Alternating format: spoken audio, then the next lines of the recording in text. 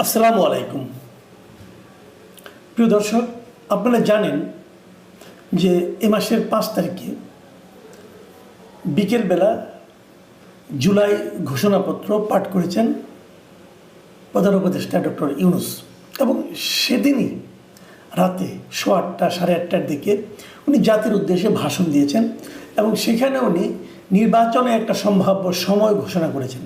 উনি বলেছেন ফেব্রুয়ারিতে নির্বাচন হবে, এবং এই ফেব্রুয়ারিতে নির্বাচন হবে এ ধরনের একটা যৌথ ঘোষণা এসেছিল তারেক রহমানের সঙ্গে ওনার বৈঠকের পরে লন্ডনে। সেখানে বলা হয়েছিল যে রমজানের 1 সপ্তাহ আগেও নির্বাচন হতে পারে। তখনই লোকে হিসাব করে নিয়েছিল যে 19 তারিখে রমজান হবে, তাহলে 1 সপ্তাহ আগে মানে 12 তারিখে হতে পারে। আবার সাধারণত আমাদের এখানে নির্বাচন হয় বৃহস্পতিবারে, তো 12 তারিখে আবার বৃহস্পতিবারও হয়ে যায়। এ ধরনের নানা ইকুয়েশন থেকে অনেকে ধরেছিল যে তাহলে ফেব্রুয়ারি 12 তারিখে হয়তো বা নির্বাচন হবে, কিন্তু কেউ ক্লিয়ার ছিল না। অনেকে এমনও বলা বলি করেছিল যে প্রধান উপদেষ্টা হয়তো একটা থাপথুপ বুঝিয়ে বিএনপিকে শান্ত করলো, কিন্তু 5 তারিখে যখন তিনি ভাষণটা দিলেন জাতির উদ্দেশ্যে তখন বোঝা গেল যে না, প্রধান উপদেষ্টা সিনসিয়ারলি নির্বাচনের কথা বলছেন। প্রধান উপদেষ্টা এরপরে মালয়েশিয়ায় গেলেন, সেখানে যেও কিন্তু উনি ফেব্রুয়ারিতে নির্বাচন হবে এভাবেই দেশ প্রস্তুতি নিচ্ছে এটাও বললেন। এবং ফেব্রুয়ারিতে নির্বাচনের প্রস্তুতি নেওয়ার জন্য ওনার অফিস থেকে নির্বাচন কমিশনকে চিঠিও দেওয়া হলো। নির্বাচন কমিশন সে অনুযায়ী প্রস্তুতিও নেওয়া শুরু করেছে এরই মধ্যে। এখন এরই মধ্যে আমরা দেখলাম মঙ্গলবার দিন গতকাল এনসিপির একজন নেতা নাসিরউদ্দিন পাটোয়ারি তিনি বলেছেন যে, ওনার কথাটা আমি হুবহু যদি পড়ি, উনি কী বলেছেন? উনি বলেছেন নির্বাচনের তারিখ ঘোষণা করা হয়েছে ফেব্রুয়ারিতে, নির্বাচন ফেব্রুয়ারিতে হবে না। কেন বাবা হবে না? তারিখ ঘোষণা করা হয়েছে ফেব্রুয়ারিতে, উনি বলছেন নির্বাচন ফেব্রুয়ারিতে হবে না। আপনি কে? আপনি কি নির্বাচন কমিশনের কেউ? আপনি কি সরকারের কেউ?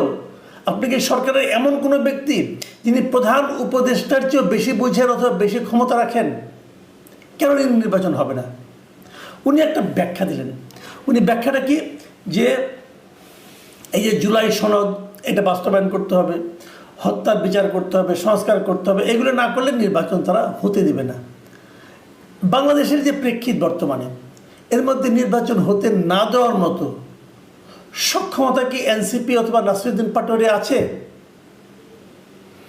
আবার এই অনুষ্ঠানে কিন্তু এনসিপির যিনি আহ্বায়ক মিস্টার নাহিদ ইসলাম, তিনিও কিন্তু একই কথা বললেন।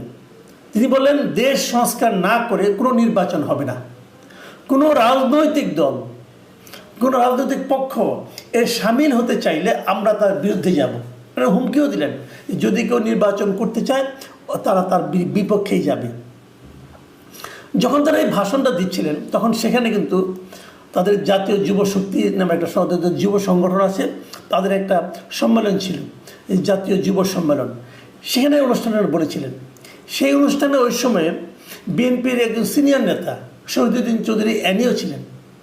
শহীদুদ্দিন চৌধুরী অ্যানিকে সামনে রেখেই এই দুই নেতা কিন্তু এই ধরনের কথা বলেছেন।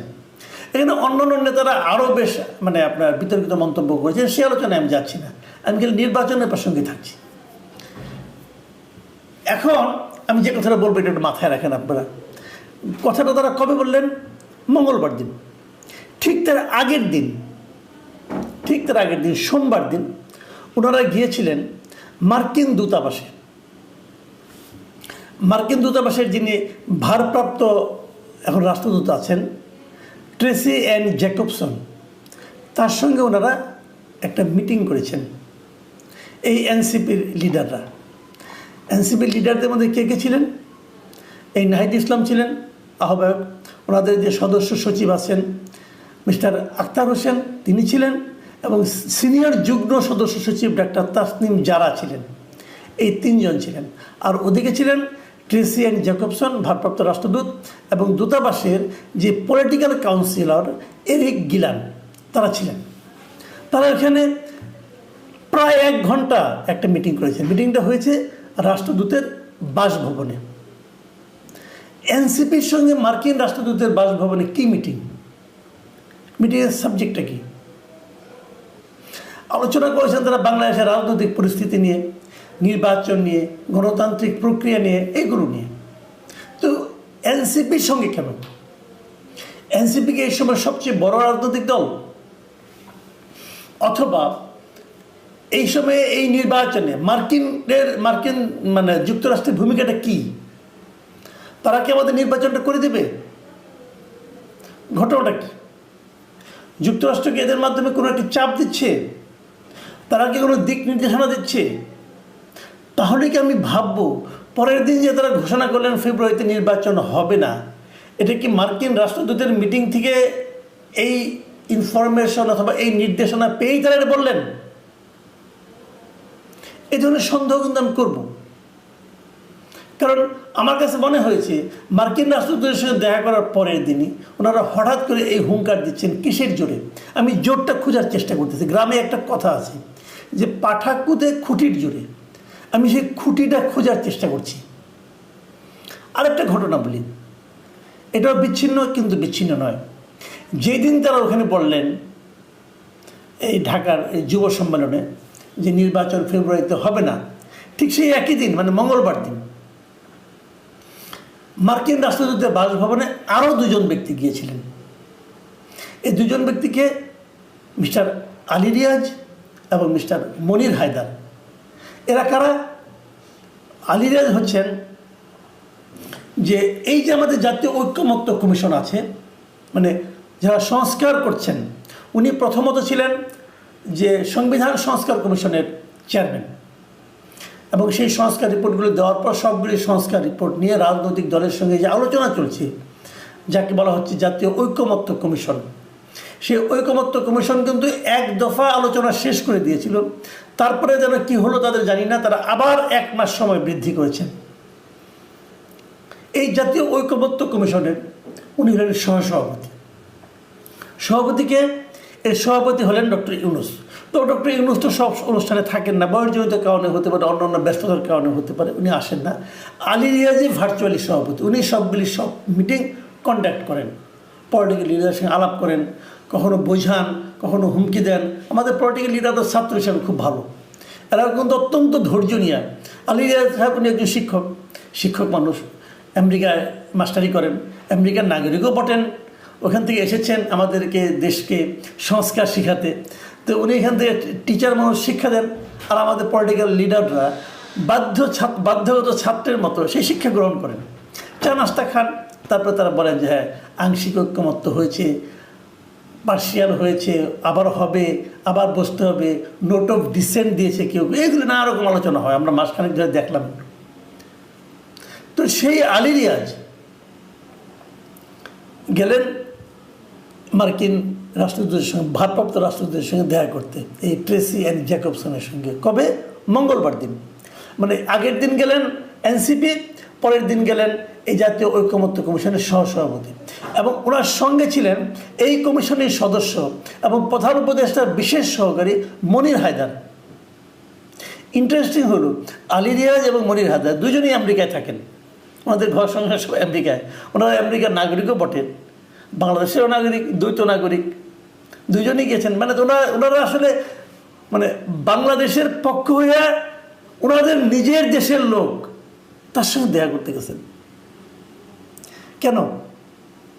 এটা শুনতে গেছেন যে আর কি কি করলে পরে যুক্তরাষ্ট্রের স্বার্থ সংরক্ষণ করা যাবে। কারণ ওনারা যখন নাগরিকত্ব নিয়েছেন তখন তো এই শপথ করেছেন যে ওনারা যুক্তরাষ্ট্রের স্বার্থ সংরক্ষণ করবেন তার প্রত্যেকটা কাজে। ওনারা কি এই জন্যই গিয়েছিলেন? মোদ্দা কথা হলো এই দেশটা আসলে চালাচ্ছে কারা? মোদ্দা কথা হলো এই দেশটা আগামীতে চালাবে কারা? এটা হলো বেসিক কথা।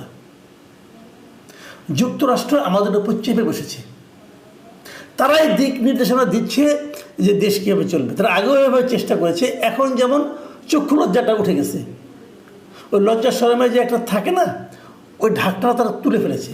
এখন তারা বলে দিচ্ছে যে কিভাবে দেশ চালাতে হবে, এবং যারা এখন দেশের চালিকা শক্তি জায়গায় আছে তাদেরকে ডেকে ডেকে মিটিং করছে। এবং ওখানে তো নিজেদের লোক আছেই, আলী রিয়াজ তো তাদের দেশেরই লোক, তাদেরই নাগরিক, তো তাকে নিয়ে বলছে এইভাবে এইভাবে সংস্কার করো। আর এদিকে এরা বলছে সংস্কার সম্পন্ন না হলে নির্বাচন হবে না, তাহলে সংস্কারটা আরেকটু দীর্ঘায়িত করে দিলে তো নির্বাচন হবে না। মানে সব মিলিয়ে ফেব্রুয়ারিতে নির্বাচন না করার যে একটা পায়তারা চলছে, এবং এই পায়তারা খালি এখানেই না, আরও বিভিন্ন জায়গায় যে ছড়িয়ে পড়েছে, সেটা আপনারা খুব শীঘ্রই টের পাবেন। কাজেই যারা নির্বাচনের ঘোষণা শুনে আশায় বুক বেঁধেছিলেন, তাদের মধ্যে আমিও আছি। আমিও ভেবেছিলাম নির্বাচনটা হবে, এখন সেটা নিয়ে আমার কেন যেন একটু সন্দেহ হচ্ছে। প্রিয় দর্শক, এটা নিয়ে আপনারা আরও পর্যালোচনা করুন, আরও ভাবুন, দেখা যাক নির্বাচন কবে হয়। এখন এ পর্যন্তই। আল্লাহ হাফিজ।